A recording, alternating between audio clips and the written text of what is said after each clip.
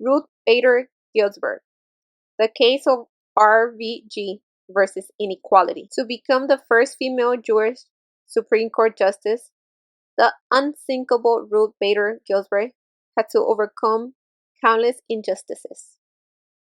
Ladies and gentlemen of the jury, during this trial, you will learn about a little girl who had no clue just how important she will become.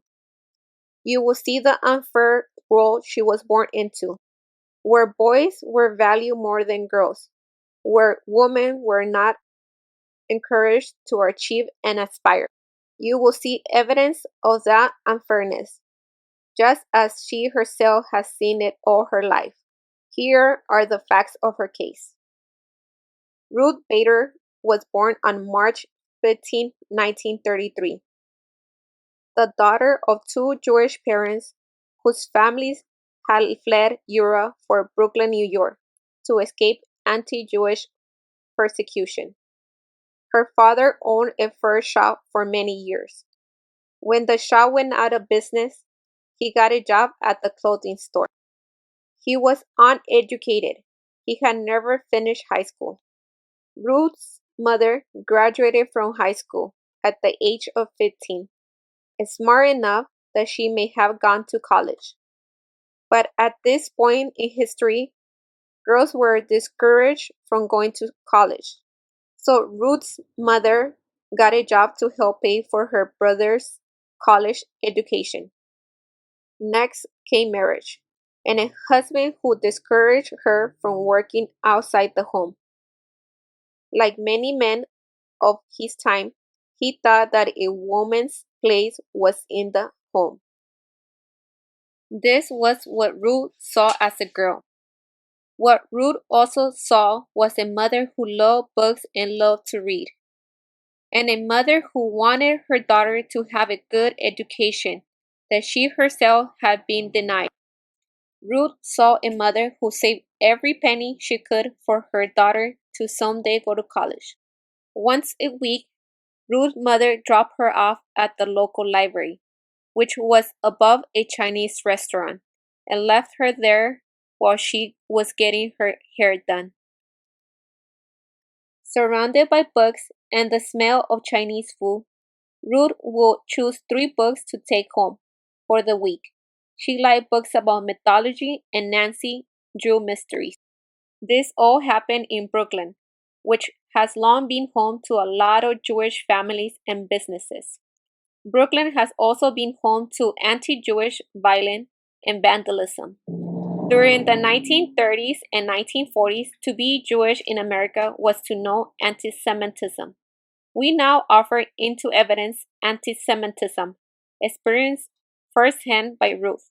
A sign outside a resort in Pennsylvania, seen from her parents' car, it said, "No dogs or Jewish allowed." This happened right here in America. Being smart can be a great defense against such meanness and stupidity. And Ruth was one smart cookie. She tied for highest grades in her elementary school, where she wrote an essay about the Magna Carta and the Bill of Rights, called Landmarks of the Constitutional Freedom, evidence of an early interest in law, in justice, in words. This is not to say she always knew what she wanted to be.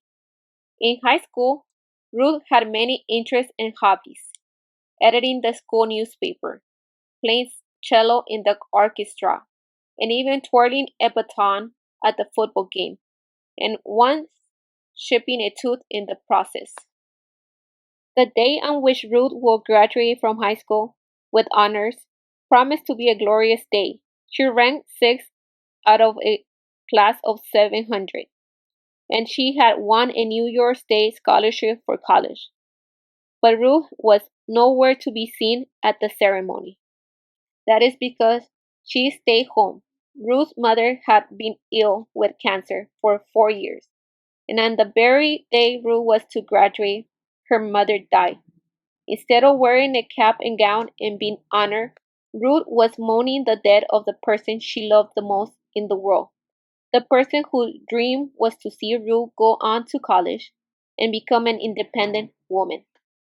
There was only one thing for Ruth to do. Suitcase in hand, she arrived at Cornell University, the same university her mother's brother had gone to, the same university her mother may have gone to, had she been encouraged. It was 1950, and a very few girls went to college. At Cornell, male students outnumbered female students 4-1. For a girl to get into Cornell, she had to be very smart, but she had to pretend not to be smart if she wanted a boy to ask her out on a date. She could not be seen studying. This was the problem for Ruth, who was very serious student. Her solution was to do her studying in the bathroom, where nobody will see her. That's just how things were. And then along came Martin Ginsburg. Martin was different from any boy she'll ever met. He liked that she had a brain, and Ruth was different from any girl he'll met.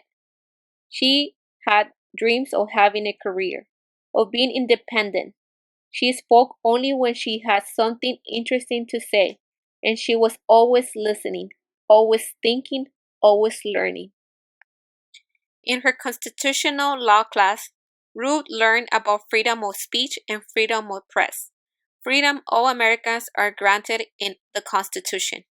She learned about a senator named Joseph McCarthy who was trying to take away these important rights, and brave lawyers who were fighting him in court. Learning about these lawyers made Ruth want to become one. She believed she could be a good lawyer and support herself. But the decision to become a lawyer was not an easy one for a woman to make in 1954. There were very few female lawyers in America. Ruth's own father discouraged her from going to law school because he believed she wouldn't get a job. Besides, her place was in the home. Ruth refused to listen to her father. She saw no reason why she should not become a lawyer. She was just as smart and capable as any man. Her verdict was final. She will go to law school, but first she will get married to her first and only love, Martin Ginsburg. And now, girls and boys of the jury, we offer into evidence some of the more outrageous nonsense Ruth endured before, during, and after law school.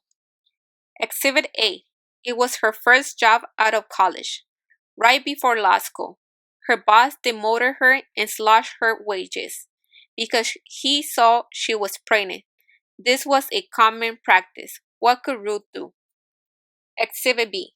Arrived at the Harvard Law School, where there were only 9 women in a class of 500. Harvard did not even provide a place for the woman to live. Not very welcoming. Exhibit C. In the law library, she was barred from entering the periodical room because she was a woman. The guard would not let her in nor help her in any way. She needed a book from this room. How was she supposed to complete her assignment? Exhibit D. Most classes had just 1 woman per class. For comic relief, the professor in the lecture hall will often call on the lone woman, such as Ruth, as if it was a joke. But the woman almost always answered correctly. She had to. She was representing all women. Exhibit E. One night, the law school dean invited all 9 female students, including Ruth, to a dinner at his house. He set each woman next to a male law professor. He then went around the table, asking each female student why she thought she deserved a spot in the law school that could have gone to a man. Ruth answered, "To better understand the work of my husband." And yet, without Ruth's help, her husband, who was also a student at Harvard Law School, would not have graduated. He became gravely ill and was unable to attend classes. Ruth went to his class for him and took notes, so that he could pass his courses. She also took care of him, took care of their newborn baby, Jane, went to her own classes, and was an editor of the Harvard Law Review. Martin recovered, graduated, and got a job at the law firm.